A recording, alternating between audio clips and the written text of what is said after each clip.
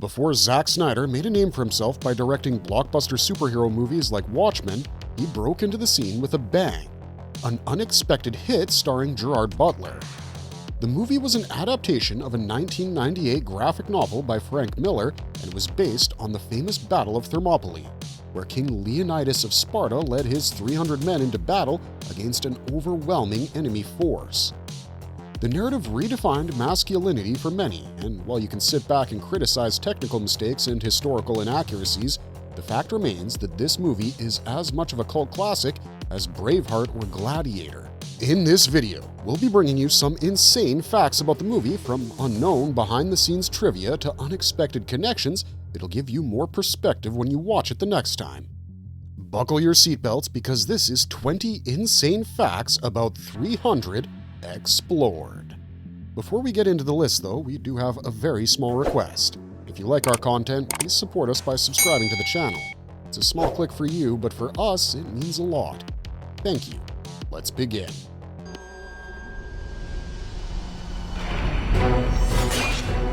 Hollywood didn't initially warm up to the idea of 300. Given how big a hit this movie was, you might find this hard to believe, but it's actually true that the movie struggled quite a bit before it was finally approved. When Snyder first proposed a film adaptation of Frank Miller's graphic novel 300, major Hollywood studios were highly skeptical about the project. They found the concept risky due to its very stylized and unconventional nature. A hyper-violent ancient epic with radically unique visuals and no widely established big-name stars attached at the time. Also, it didn't help that Snyder was mainly known for directing Dawn of the Dead during this time, and 300 was an ambitious leap. This made studios worried about the film's commercial viability and audience reception. In order to overcome these doubts, Snyder took a protective approach and created a proof-of-concept demo reel, which was a short, self-produced test sequence demonstrating his vision. The demo was filled with rich comic book aesthetic, and finally, the executives were convinced about the movie. Warner Bros. And other stakeholders realized that this could be the next big thing, and after the initial studio rejection, the rest became history. A signature visual style was born that made it look like a graphic novel. The movie came with a signature visual style that was a groundbreaking fusion of comic book aesthetic and cinematic technique, and this set a new standard for visually driven storytelling in Hollywood. We were fascinated to see how Snyder had not only adapted Frank Miller's graphic novel, but also used the novel's artwork as actual storyboards for the film. Also, many Hollywood films during this time were shot in locations surrounding LA, and Zack Snyder was determined to give this film a more immersive look so that it never became familiar to moviegoers. For this, Snyder and the production team filmed the entire movie on created sets, many of which had blue screen backgrounds instead of traditional green screens. This further added to the comic book feel of the visuals. Credit is also due to the talented production designer Jim Bissell and the costume designer Michael Wilkinson, who focused exclusively on lighting, color, and textures to add the finishing touches to Snyder's vision.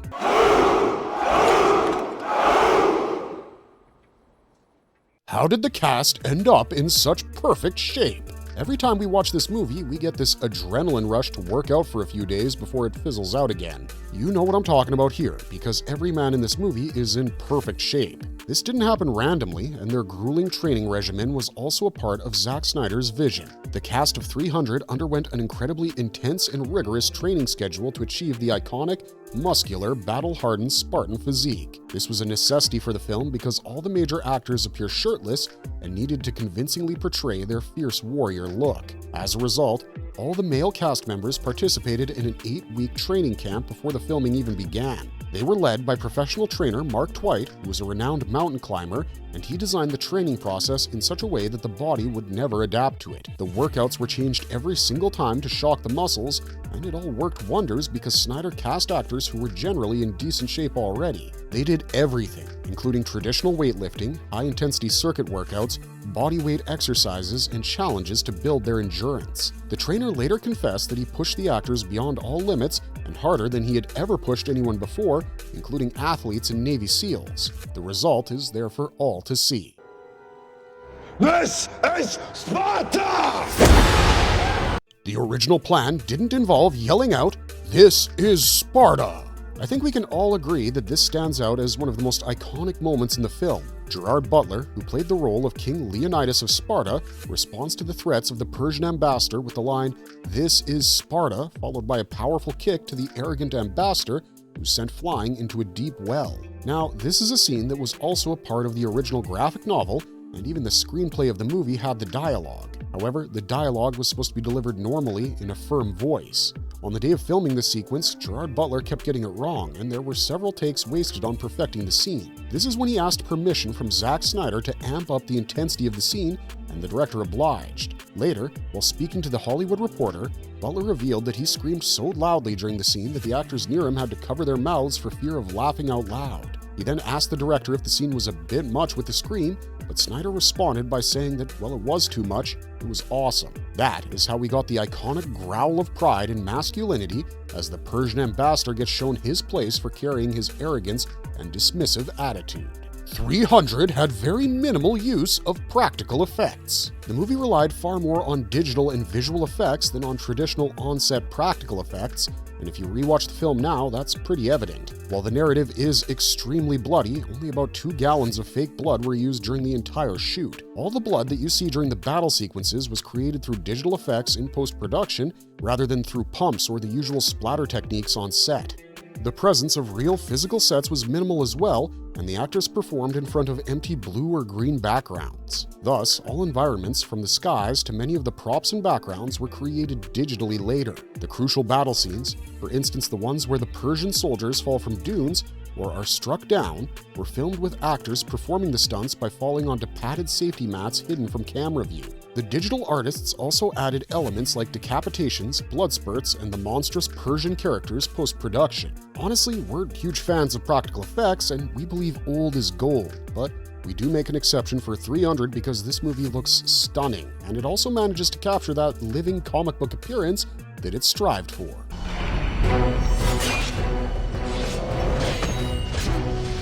The movie took massive historical liberties. Zack Snyder's 300 was based on a memorable historical event, but it wasn't made like a documentary, so you can imagine some major historical inaccuracies along the way. The visual spectacle and entertainment factors were prioritized, and we don't think we mind given how it turned out. One glaring historical liberty is with the title 300, because while the popular legend and the film title signify 300 Spartans fighting it out, actual historical sources differ. Many claim that the real number was closer to 1,000 Spartans and also thousands of allied Greek soldiers who also fought at Thermopylae. The movie almost completely disregards the non-Spartan allies, and this somewhat diminishes the actual scale and coalition nature of the battle. The film also introduces exotic elements like war rhinos, monstrous immortals, and outsized elephants, which are pure fantasy and have no historical basis.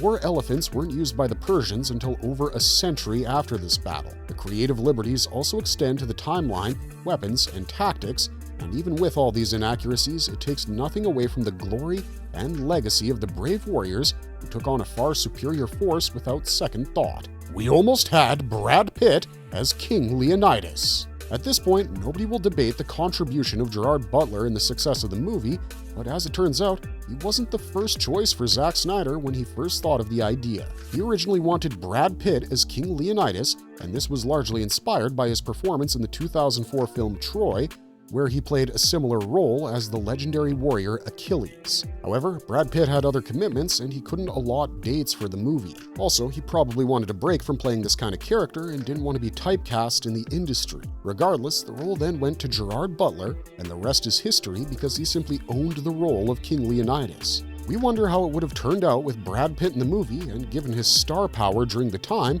it probably would have created more of a stir among fans. Also, the ripped physique and masculine look of Brad Pitt would have been a perfect fit for the role, but there's no point in contemplating, especially since Gerard Butler nailed the role. May you live forever.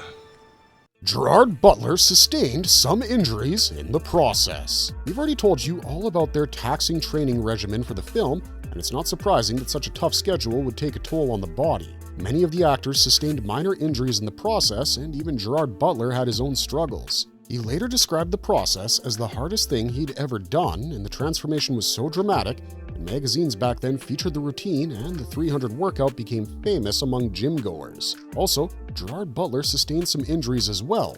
when he injured an arm tendon and developed foot drop due to the grueling production and grueling fight scenes that he had to film. Of course, he still regards this experience as something that's worth all the pain that he had to deal with.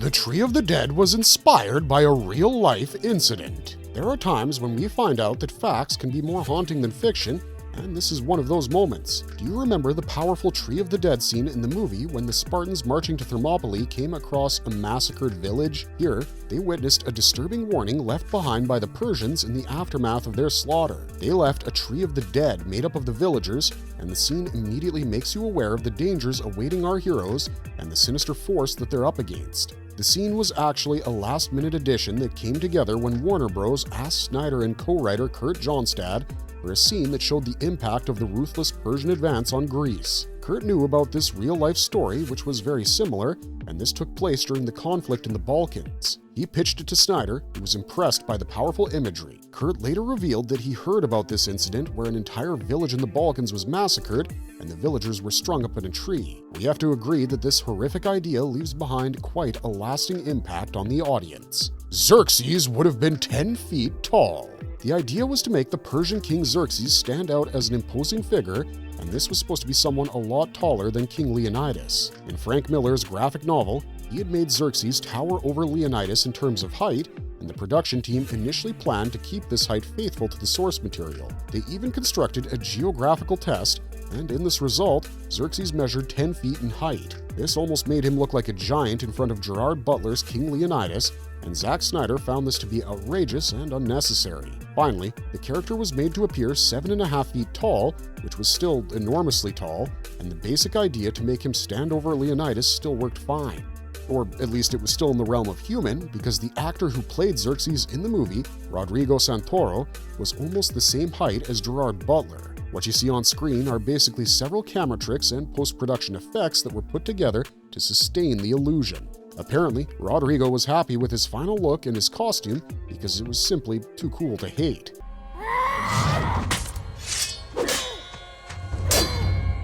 Did you know that Zack Snyder's son starred in the movie? It's not entirely uncommon for directors and lead actors to cast their children in appropriate roles in a movie if it suits their purpose, and 300 also has a moment when Zack Snyder got to cast his own son, Eli Snyder. If you think back to the movie, you might remember a powerful moment early on when we see Leonidas as a boy.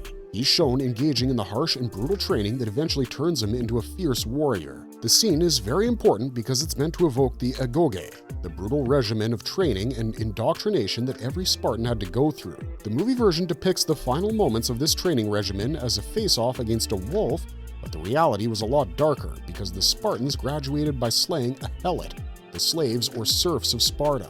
Nevertheless, Eli Snyder was perfect in this brief role, and he even earned his father's appreciation, who went on record saying that his son did an amazing job.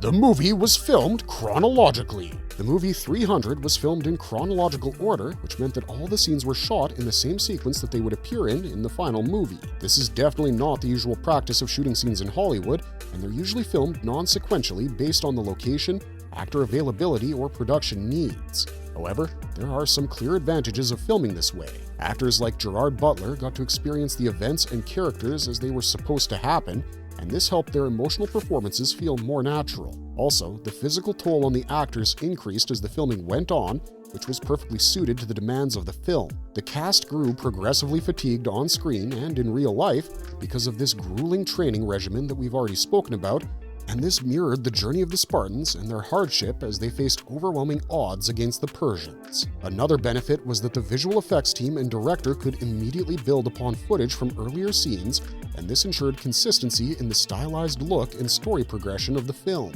This also helped Zack Snyder to maintain authenticity to the iconic panels of Frank Miller's graphic novel. The only exception was an outdoor scene, which was the horse journey that was filmed away from the studio. We're in for one wild night. The Battle of Thermopylae is still a lesson for modern militaries. There's a famous saying that those who don't learn from history are doomed to repeat it, and modern militaries around the world seem to have taken note of that. For this reason, the iconic Battle of Thermopylae is often taught to military strategists even today because of how the battle explored the use of training, equipment, and the use of natural terrain against a superior opponent. It serves as a lesson on how to fight when the enemy outnumbers you 1,000 to 1, and it also provides the crucial message of never giving up and fighting for honor and country. It took some special courage for those that decided to fight the Persian army, knowing the eventual outcome, but they still went ahead with the strategy, and it worked wonders for a while, enough to be remembered even all these years later. Honor the Khania! The Oracle's prophecy was actually improvised on the spot. There's a scene in the movie when the Oracle delivers a haunting and mysterious prophecy filled with abstract and ambiguous stuff in a seemingly gibberish language. It matched the surreal and mystical tone intended for the character, but the gibberish was actually not pre-planned. The entire sequence was loosely scripted to enhance the atmosphere, and the goal was to create a prophetic trance, which wouldn't have been possible with clear communication, maintain the ghostly effect. Kelly Craig, who played the role, improvised the gibberish on the spot, and Zack Snyder was glad that she still managed to include the word Khania, the name of a great national festival of Sparta. Clearly, the improvised sequence went perfectly because it stands out as a memorable moment and one that signifies the inevitable end of the Spartans in this glorious battle.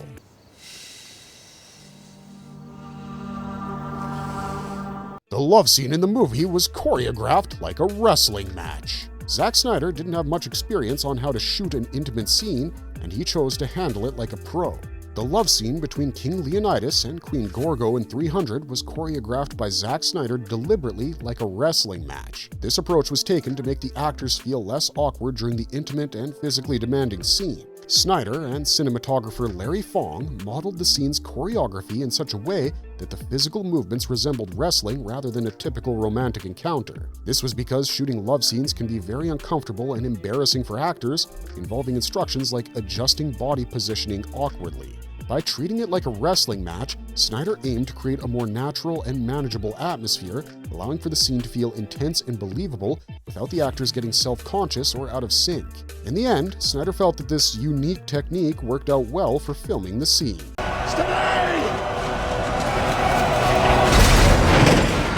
The wall of shields as a battle formation was a real practice. This not only looked great on screen, but it also showed a real and historically accurate Spartan warfare tactic, where they used the wall of shields very effectively. Zack Snyder turned this tactic into a key visual and symbolic identity in the movie. On screen, the Spartans are shown advancing as a tightly packed, stomping wall with overlapping shields and coordinated movement that makes them appear unstoppable and brutal. This formation showcased not just a military strategy, but also the Spartan values of discipline, unity, and brotherhood. Breaking the formation meant death, and such was the discipline that everyone knew how to fit into the jigsaw puzzle to confuse the enemy. Gerard Butler's stunt double played Leonidas' father.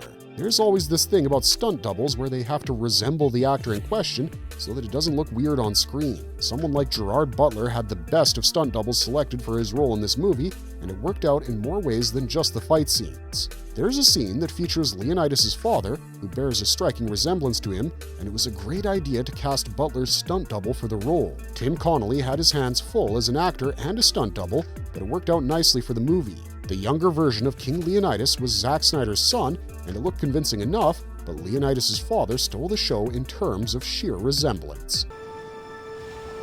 May you live forever. What is the significance of Leonidas' final words to Ephialtes? This is only a short sequence, but the impact is quite lasting, especially when you know what it stands for. In this quick scene, Leonidas' final words to Ephialtes are, "May you live forever."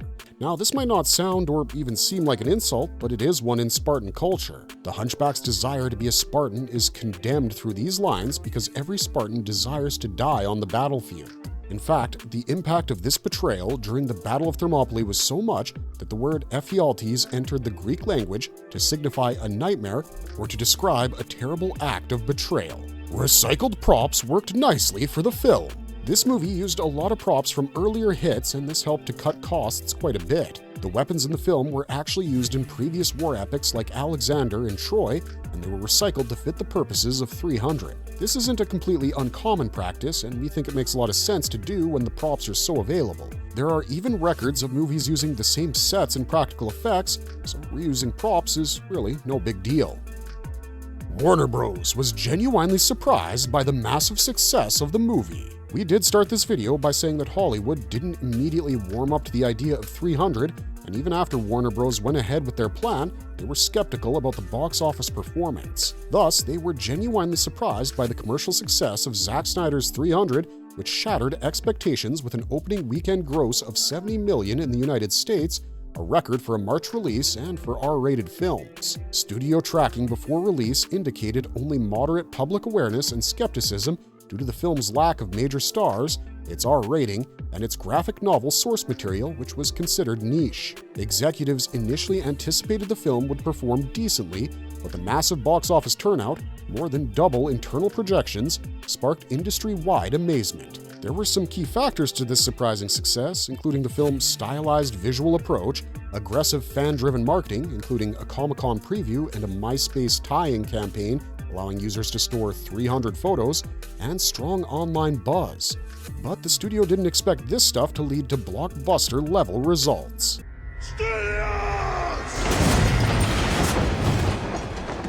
Marvelous verdict. 300 was one of a kind. I don't intend to demean the period dramas and fantasy lore-based content that's created today, but we can still confidently say that movies like 300, Braveheart, and Gladiator simply don't get made anymore. There's something just so satisfying about these movies. You can rewatch them every once in a while, and they're still entertaining. Even the iconic Gerard Butler remembers this role because he accepts that it was an unforgettable experience, and we celebrate the legacy of this movie even today. If you watch this movie up until this point, make sure to remember all these facts the next time you enjoy the film, and we can promise you that all this fun backstory and trivia will only add to the excitement. Don't forget to let us know in the comments down below about your favorite facts from the list, or also feel free to share something that we might have missed here. We'd love to hear some of that, honestly. As always, if you enjoyed this content, don't forget to leave a like and subscribe to us if you haven't already. Otherwise, thanks for watching, stay safe out there, and have a marvelous day.